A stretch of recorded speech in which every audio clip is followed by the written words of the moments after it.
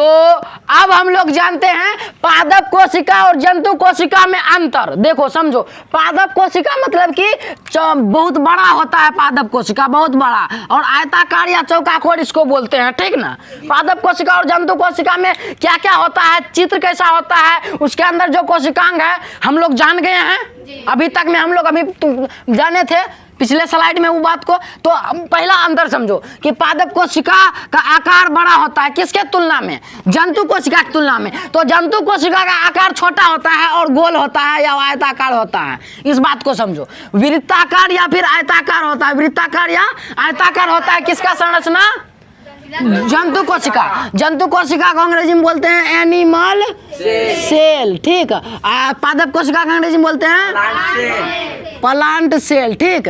याद रखेगा इस बात को। आकार में दो प्रकार का, आकार में बड़ा, एक तो पादप कोशिका बड़ा होता है और जंतु कोशिका छोटा होता है, ठीक। पादप कोशिका का आकार कैसा रहता है, चौकाकार या आयताकार। जंतु कोशिका का आकार वृत्ताकार या गोलाकार। पहला पॉइंट समझा कि आकार कैसा होता है, ठीक है भैया। आगे बढ़ते हैं। पादप कोशिका जो होता है उसमें सबसे बाहर कोशिका भित्ति होता है। क्या, सबसे बाहर कोशिका भित्ति जो कि सुरक्षा प्रदान करने का काम करता है पादप में, ठीक। अब जंतु कोशिका में पादप कोशिका भित्ति नहीं होता है क्योंकि इसको अति नहीं करना है, ठीक। आगे बढ़ते हैं। दूसरा पॉइंट समझा कोशिका भित्ति वाला। तीसरा पॉइंट, लवक उपस्थित रहता है। इसमें क्यों लवक उपस्थित होता है, क्योंकि प्रकाश संश्लेषण द्वारा जो भोजन प्राप्त करेगा और वो भोजन मंड के रूप में उपस्थित रहता है किसमें, पादप के अंदर। और जबकि हम मानव में लवक उपस्थित नहीं होता क्योंकि हम लोग प्रकाश संश्लेषण द्वारा भोजन नहीं बनाते हैं, हम लोग का क्रिया अलग होता है। तो हम लोग भोजन बनाते हैं, जो भोजन करते हैं उसको ग्लूकोज के रूप में लेते हैं, और जबकि पादप भोजन करता है मंड के रूप में।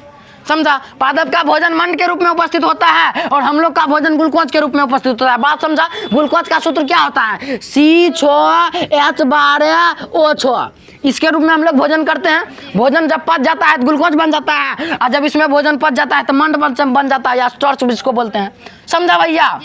देखो ये दोनों स्लाइड में जो लिखा है ना, इधर और इधर, ये दोनों है जो कि इसमें अंतर है, और ये बीच में जो लिखा है जो कि दोनों में पाया जा रहा है, दोनों में जो पाया जा रहा है ये दोनों बीच में लिखा है। इस बात को समझा। देखो ये गोल काम जो लिखा है ना यहाँ, ये इतना ये है सिर्फ और सिर्फ पादप कोशिका में पाया जाता है, और ये है सिर्फ और सिर्फ जो जंतु कोशिका में पाया जाता है, और जो दोनों कोशिका में पाया जा रहा है वो बीच में बना दिए हैं। बात समझा भैया, ठीक। हम संरचना तुमको बता दिए हैं डिटेल में, वहाँ जाके समझ जाएगा। यहाँ अंतर सिर्फ समझ लो, अंतर समझ लो, और जो यह समझ लो कि कौन दोनों में होता है। तो हम लोग यहाँ पे समझ गए कि तारक केंद्र अनुपस्थित होता है।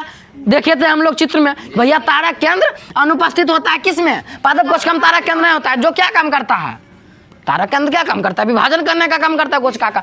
लेकिन इसमें विभाजन करता है, जंतु कोशिका में विभाजन होता है। जैसे मान लो हमारा शरीर का सेल यहाँ पे टूट गया या घाव हो गया, तो यहाँ पे विभाजन करके नया कोशिका, नया फिर से शरीर बॉडी का पार्ट बनाएगा। कैसे बनाएगा, कैसे बनाएगा, कुछ विभाजन करके बनाएगा। कोशिका टूटेगा, एक कोशिका, अब तू कौन तोड़ेगा उसको, तारक केंद्र तोड़ेगा। ये सब हम समझा चुके हैं पहले तुमको।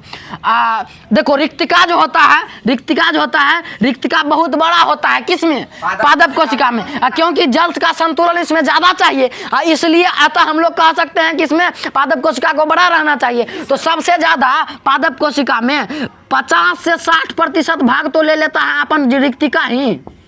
किसमें, पादप कोशिका में रिक्तिका ले लेता है 50 से 60%, और जबकि इसमें छोटी संरचना रहती है पादप कोशिका, जंतु कोशिका में, ठीक, एनिमल सेल में। तो ये दोनों हो गया कौन चीज, जो कि दोनों में अलग अलग पाया जाता है, ठीक। अब हम लोग जानते हैं जो कि दोनों में पाया जाता है। तो केंद्रक दोनों में पाया जाता है, केंद्रक दोनों में नहीं पाया जाता है, पूर्ण रूप से विकसित।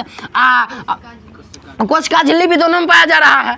माइटोकॉन्ड्रिया जो कि ऊर्जा बनाने का काम कर रहा है, जो कि दोनों में पाया जा रहा है। कोशिका झिल्ली कौन सी करता है, कौन कोशिका को अंदर आना है, किसको बाहर जाना है, इसको निरूपण करने का काम, इसको सेलेक्ट करने का काम कौन करता है, कोशिका झिल्ली। इसलिए इसको क्या बोलते हैं, सेलेक्टिव परमिएबल या अर्धपारगम झिल्ली। इसको माइटोकॉन्ड्रिया, ऊर्जा का घर जिसको बोलते हैं, जो कि ऊर्जा बनाने का काम कर रहा है, पावर हाउस जिसको बोलते हैं। तो सेल का पावर हाउस कौन है, तो माइटोकॉन्ड्रिया बताएगा, जो कि दोनों में पाया जा रहा है। मुख्य रूप से इस दोनों को क्या बोलेंगे हम लोग, यूकेरियोटिक कोशिका। क्या बोलेंगे, यूकेरियोटिक कोशिका, ठीक। यूकेरियोटिक कोशिका में जो पाया जा रहा है इसको ध्यान रखेगा। हालांकि सब चीज़ पाया जा रहा है यूकेरियोटिक कोशिका में, ठीक। राइबोसोम जो कि क्या करता है, प्रोटीन संश्लेषण का काम करता है, यानी प्रोटीन को बनाने का काम करता है, जिसको हम लोग प्रोटीन की फैक्ट्री भी बोलते हैं, जो कि दोनों में पाया जाता है। गोल्जी का जो कि उसके अंदर परिवहन करने का काम कर रहा है, हेरे तो ओकरा ले जो हेरे प्रोटीन लेके हेरे उ पदार्थ लेके ये सब करने का काम कौन कर रहा है, गोल्जी का कर रहा है। किसी पदार्थ को यहाँ से वहाँ उठा के ले जाना आना है, उसका काम कौन करेगा, या फिर गोल्गी एपैरेटस अंग्रेजी में बोलते हैं। रिक्तिका समझिए गया, जो कि पानी का संतुलन बनाने का काम करता है, पानी को रखता है, ठीक, समझा ना जी सर, ठीक। और सब चीज बता ही दिए।